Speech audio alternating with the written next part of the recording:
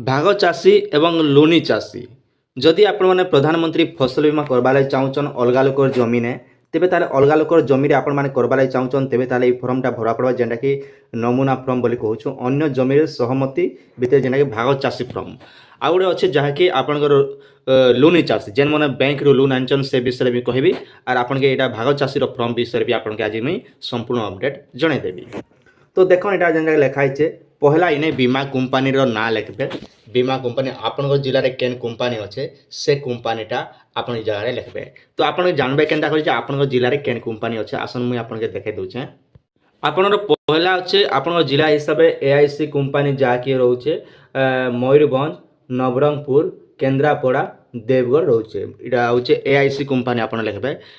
ঠিক হিসাবে রিলায়েন্স কোম্পানির দেখমু গঞ্জাম গঞ্জাম কলাহাଣ୍ଡି সুবর্ণপুর পুরী বরগড় ভদ্রক গজপতি যাজপুর জগতସିଂହପୁର ଯେନ୍ଟାକି ଆପଣ ରିଲାଏନ୍ସ କମ୍ପାନୀ ଆଉ ଏସ୍ବିଆଇର ଅଛି ସୁନ୍ଦରଗଡ଼ ସମ୍ବଲପୁର କୋରାପୁଟ ନୂଆପଡ଼ା ତାପରେ କନ୍ଧମାଲ ବୌଦ୍ଧ ରହୁଛି ଏସ୍ବିଆଇ କମ୍ପାନୀ।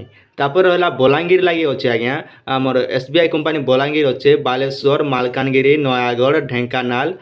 ତାପରେ ରହିଲା ଫୁଟୁର କମ୍ପାନୀ କେନ୍ କେନ୍ ଜାଗାରେ ରହୁଛେ ଆପଣଙ୍କର ଫୁଟୁର କମ୍ପାନୀ ରହୁଛି ଆପଣଙ୍କର କେନ୍ଦୁଝର କଟକ ଖୋର୍ଦ୍ଧା ରାୟଗଡ଼ା ଅନୁଗୁଳ ଝାରସୁଗୁଡ଼ା।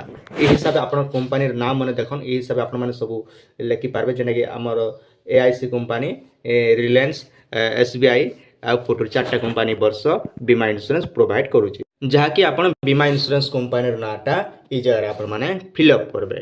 ତାପରେ ରହିଲା ଇନେ ଲେଖାছে ଅନ୍ୟ ଜମିର ସହମତି ଭିତ୍ତିରେ ଚାଷ କରୁଥିବା ଚାଷୀଙ୍କ ପାଇଁ ଫସଲ ବୀମା କରିବା ନିମନ୍ତେ ମହାଶୟ ମହାଶୟା ନିମ୍ନ ବର୍ଣ୍ଣିତ ଚାଷ ଜମିର ମୁଁ ଖାତା ମାଲିକ ଅଟେ ବିଭିନ୍ନ କାରଣରୁ ଚଳିତ ଯାହାକି ଆପଣ ଇନେ ଖରିଫ ଲେଖିବେ ମନେ ରଖନ୍ ଇନେ ଖରିଫ ଲେଖିବେ ଖରିଫରେ ବ୍ୟକ୍ତିଗତ ଭାବେ ଉକ୍ତ ଜମିକୁ ଚାଷ କରିପାରୁନଥିବାରୁ ମୁଁ ଉକ୍ତ ଜମିକୁ ଯାହା ପାଖେ ଆପଣ ପଠାବେ ତାର ନାଁଟା ଏଇଠି ଲଗାଇଦେବେ ମାନେ ଯିଏ ଅନଲାଇନ୍ କରବା ତାର ନାଁଟା ଏଇ ଜାଗାରେ ବସାବେ ତାଙ୍କର ଗାଁ ଆଡ୍ରେସ୍ ସବୁ ଫିଲ୍ଅପ୍ କରିବେ। ଫିଲ୍ଅପ୍ କରି ସାରିଲା ପରେ ଦେଖନ୍ ଇନେ ଯେନ୍ଟାକି ବ୍ଲକ ତହସିଲ ସବୁ ଏଇଟା ଫିଲ୍ଅପ୍ କରିବେ। ତାପରେ ରହିଲା ଇନେ କାଣା କରିବେ ତହସିଲର ନାଁ ଲେଖିବେ। ମୌଜା ବୋଲେ କାଣା ମୌଜା ଅର୍ଥ ଆପଣଙ୍କ ଜମିଟା ଯେନ୍ ଗାଁରେ ଅଛେ ସେ ଗାଁର ନାଁଟା ଏଇ ଜାଗାରେ ଲେଖିବେ। ଖାତା ନମ୍ବର ପ୍ଲଟ୍ ନମ୍ବର କିସମର ଅର୍ଥ ଦେଖନ୍ ଆପଣଙ୍କର ବାହାଲ ଅଛେ କିମ୍ବା ବେର୍ନା ଆଠ ଇ ଟାଇପ୍ର ରହିଛି ତ ଆପଣ ଯେନ୍ ଟାଇପ୍ର ରହୁଛେ ସେ ହିସାବେ ଆପଣ ଇନେ ଫିଲ୍ଅପ୍ କରିବେ। ଇନେ ପ୍ରଶ୍ନ ଉଠୁଥିବା ରକବା ବୋଇଲେ କାଁଟା ରକବାର ଅର୍ଥ ହେଉଛି ଆପଣ କେତେ ଏରିଆ ଟୋଟାଲ୍ ଆପଣଙ୍କର ଜମି ଅଛି ଆପଣ ଯେନ୍ ମାଲିକ ଆପଣ ଅନଲାଇନ୍ କରବା ଲାଗି ଚାହୁଁଛନ୍ ତାଙ୍କର ଟୋଟାଲ୍ ଜମି କେତେ ଏରିଆ ଅଛି ସେ ଏରିଆ ଲେଖିବେ। ତାପରେ ସେ ଏରିଆ ଲେଖି ସାରିଲା ପରେ ମନେ କରାଯାଉ ଜଣେ ଲୋକର ପାଖେ ଯଦି ଆପଣ 5 ଏକର ତାର ଜମି ଅଛେ ଜମି ଥିଲା ପରେ ଇନେ ଆପଣ ଲେଖିବେ ତାଙ୍କର କେତେ ପରିମାଣରେ ଆପଣ କେତେ ଏକର ଆପଣ ତାଙ୍କଟା ଅନଲାଇନ୍ କରବା ଲାଗି ଚାହୁଁଛନ୍ ସେ ପରିମାଣଟା 0.1 ହଉ କିମ୍ବା 0.1 ଏକର କରୁଛୁ ବୋଲେ 0.1 ଲେଖିବେ ଯେଟା ଭାଗ ଚାଷରେ ଲାଗିଥିବା ପରିମାଣ ଏତିକି ମୁଇଁ ଆପଣ ଆବେଦନ କରବା ଲାଗି ଚାହୁଁଛେ এই ହିସାବେ ଆପଣମାନେ ଫିଲ୍ଅପ୍ କରିନେବେ। ତାପରେ ରହିଲା ଇନେ ଲେଖିବେ ଦର୍ଶିତ ଜମିକୁ ଚାଷୀ ଶ୍ରୀମତୀ ଶ୍ରୀ ଯଦି ପୁରୁଷ ପିଲା ଥିବେ ଶ୍ରୀ ଦେବେ ତାଙ୍କର ନାଁଟା ଚାଷୀ ଯେନ୍ ଅନଲାଇନ୍ କରୁଛେ ତାଙ୍କର ନାଁଟା ରହିବା।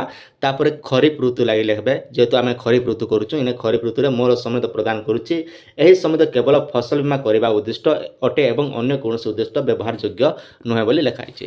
ତାପରେ ରହିଲା ଆପଣଙ୍କର ବିଶ୍ୱସ୍ତ ଯେନ୍ ଖାତା ମାଲିକର ସିଗ୍ନେଚରଟା ଏଇ ଜାଗାରେ ରହିବା ଏଇଟା ଗୋଟେ ମନେ ରଖନ୍ ତାଙ୍କର ନାଁ ଗାଁ ସବୁ ଇନେ ରହିବା ଯେନ୍ଟାକି ଖାତା ମାଲିକର ନାଁ ତାଙ୍କର ଗ୍ରାମ ପଞ୍ଚାୟତ ବ୍ଲକ ଜିଲ୍ଲା ଡିଷ୍ଟ୍ରିକ୍ଟ ମୋବାଇଲ ନମ୍ବର ସବୁ ଏଇଟା ଫିଲ୍ଅପ୍ କରିଦେବେ ତାଙ୍କର ଆଧାର ନମ୍ବର ଦେବେ ଆଧାର ପତ୍ର ନକଲ ଦେବେ এই ହିସାବେ ଆପଣମାନେ ଫିଲ୍ଅପ୍ କରିବେ। ଆଉ ଗୋଟେ କଥା ମନେ ରଖନ୍ ଆଧାର କାର୍ଡ଼ ଯେତେବେଳେ ଦେଉଛନ୍ ଆଧାର କାର୍ଡ଼ର ଜେରକ୍ସ ଗୋଟେ ଦସ୍ତଖତ ଦେବେ ଜେରକ୍ସର ତଲେ ତାର ପଟାର ଜେରକ୍ସ ତଲେ ଗୋଟେ ଦସ୍ତଖତ ତାପରେ ଗଲା ଆପଣଙ୍କର ନିଜର ବ୍ୟାଙ୍କ ପାସବୁକ୍ ଦେବେ ଏତିକି ଦେଇକରି ଆପଣମାନେ ସବୁ ଅନଲାଇନ୍ କରିପାରିବେ ଯେଟାକି ଆପଣ CSC ସେଣ୍ଟରରେ ଆଜ୍ଞା।